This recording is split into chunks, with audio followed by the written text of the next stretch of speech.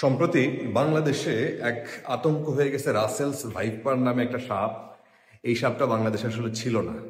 এই সাপটা এত ক্ষিপ্রতার সাথে দংশন করতে পারে যে বলা হয় যে 1 সেকেন্ডের 16 ভাগের 1 ভাগে সে দ্রুত দংশন, মানে এত দ্রুত সে তার দাঁত বসায় দিতে পারে। এবং তাদের যে দাঁত, বিষধর যে দাঁত, সেটা হচ্ছে আপনার পৃথিবীর দ্বিতীয় সর্বোচ্চ মানে বড় দাঁত। আমি বাংলাদেশ ফরেস্ট ডিপার্টমেন্টে এবং এই যারা এটা নিয়ে কাজ করে এদের সাথে বেশ কিছুদিন কাজ করার সুযোগ হয়েছে আমার। সো সেইখান থেকে কিছু অভিজ্ঞতার কথা শেয়ার করি। রাসেলস ভাইপার ইদানিং এমন পর্যায়ে গেছে যে বাংলাদেশের কয়েকটা জেলায়, বিশেষ করে পদ্মার পাড় দিয়ে রাজশাহীতে, মানিকগঞ্জে, তারপরে হচ্ছে আপনার রাজবাড়িতে, এদিকে চাঁদপুরে, ভোলায়, কয়েকটা জায়গায় এটার ব্যাপকভাবে এটা দেখা গেছে এবং দেখা যাচ্ছে। এটার কারণ হচ্ছে যে এই সময়টাতে এইটা একটা সময় এই IUCN যারা মূলত এটা নিয়ে কাজ করে, এই সাপের সাপ তো না, তারা বন্য প্রাণী নিয়ে যারা কাজ করে, তারা এটাকে অনেক আগেই বাংলাদেশে বিলুপ্ত বলে দিছিল। বিলুপ্ত প্রায় এক ধরনের প্রজাতি, এক ধরনের অ্যানিম্যাল। কিন্তু সাম্প্রতিক সময় গত 10-12 বছর ধরে এটাকে আবার দেখা যাচ্ছে এবং এই বছর এটাকে ব্যাপকভাবে গত 1 সপ্তাহে কয়েকজনের মৃত্যু ঘটছে এই জায়গায়, এই কয়েকটা জায়গায়। এবং এটা এত বিষধর এই সাপগুলা। একজন ডাক্তারের সাথে আজকে কথা হচ্ছিল, উনি কি বলছেন জানেন? উনি বলছেন উনি গত কয়েক বছর আগে একজন রোগী পাইছিলেন রাসেল ভাইপারে কামড়ানো। সেখানে আপনার সেই রোগীর হাত পা সব আলাদা আলাদা করে ফেলানোর পরও সেই রোগীকে তারা বাঁচাইতে পারে নাই। ভয়ঙ্কর পরিস্থিতি। আপনি এটার অ্যান্টিভেনম আছে, এটা যদি কাউকে কামড়ায় সাথে সাথে আপনারা বিভিন্ন রকমের ওঝা টোঝা এগুলা করবেন না। এটা মারাত্মক বিষধর সাপ। এই সাপ দেখতে হচ্ছে কিছুটা হলুদ এবং অজগরের সাথে কিছুটা মিল আছে, মানে সাপের গায়ের চেহারা। এটা খুব বেশি বড় হয় না, 4-5 ফুট 7 ফুট পর্যন্ত হয়, 8 ফুট পর্যন্ত হয়। মাথাটা হচ্ছে ভি আকৃতি, মাথাটা আপনার সামনের দিকে সরু আর হচ্ছে পেছন দিকটা মোটা, আর লেজটা চিকন হয়, শরীরটা একটু মোটা হয়। সাধারণত এই সাপ সাধারণত মানুষকে এড়াই চলতে চায়, কিন্তু এই সাপের ধরনটা ডিফারেন্ট।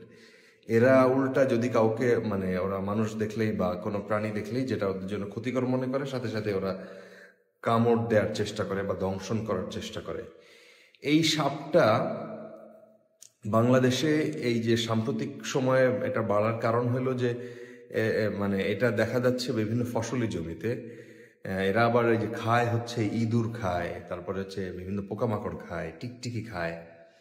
সো কয়েকটা জায়গায় ঘটনা ঘটছে যে সেখানে পাওয়া যাচ্ছে না, মানে কৃষকদেরকে পাওয়া যাচ্ছে না। মানে এটা এত আতঙ্ক ছড়াইছে, মানে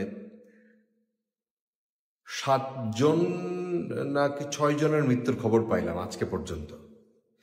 সো এইটাকে সাংঘাতিকভাবে, মানে এইটা অ্যান্টিভেনমটা কাজ করে না। আপনার যদি কাউকে দংশন করে সাথে সাথে তাকে হাসপাতালে নিতে হবে। হাসপাতালগুলোতে যদিও সরকার থেকে বলতেছে যে পর্যাপ্ত পরিমাণে অ্যান্টিভেনম আছে, সব জায়গায় অ্যান্টিভেনম এটার কাজ করে না।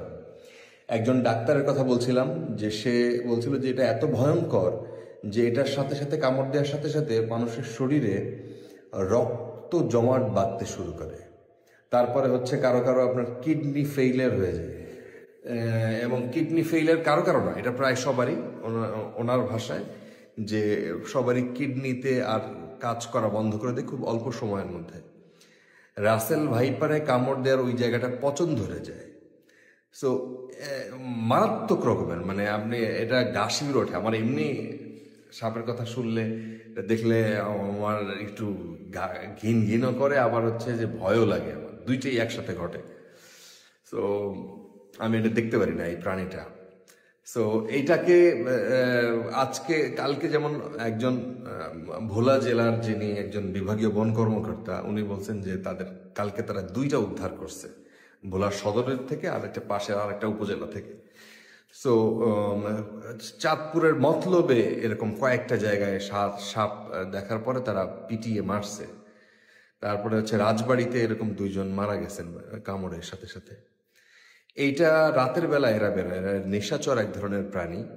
এরা রাতের বেলা খাবারের সন্ধানে বের হয়, এবং যেখানে তারা মানে খুব মারাত্মক হচ্ছে যে হিংস্র এই সাপটা। সাধারণত সাপ এরকম হয় না, মানুষ দেখলেই বা প্রাণী দেখলেই সে একটু এড়াই যাওয়ার চেষ্টা করে, কিন্তু এরা ব্যতিক্রম।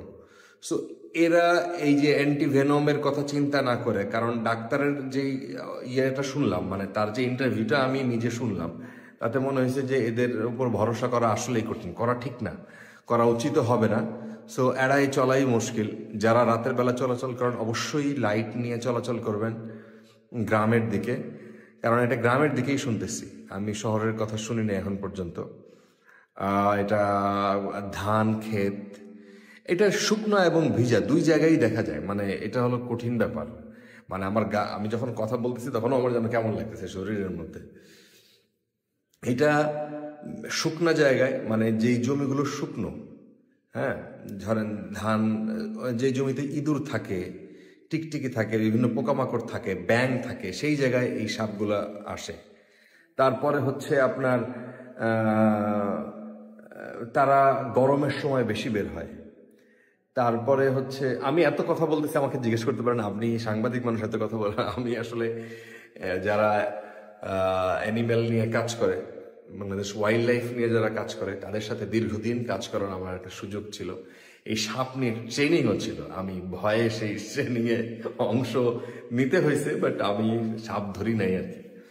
সো সেই সময় থেকে এটা সম্পর্কে একটু জানা ছিল। এটা মারাত্মক রকমের ঝুঁকিপূর্ণ, এটা যে এই সময় এরকম বাড়বে বা এরকম একটা হুমকি হয়ে আসবে বাংলাদেশের জন্য, এটা আমরা বুঝতে পারিনি।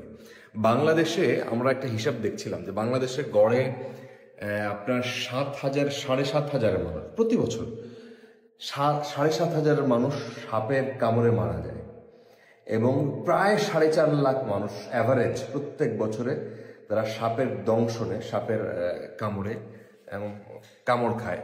এখন সাপের কামড়ের ধরনটা ডিফারেন্ট।